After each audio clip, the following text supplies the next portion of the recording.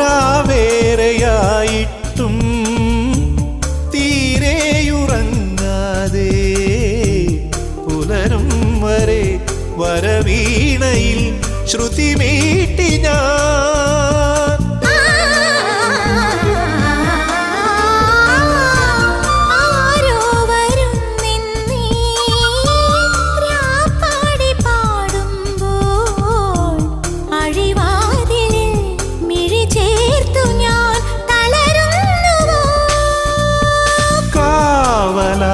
സ്വയം നിൽക്കും ദീപമേ എരിഞ്ഞാലും മായുവാൻ മറന്നേ പോം തിങ്കളെ തെളിഞ്ഞാലും വിളിക്കാതെ വന്ന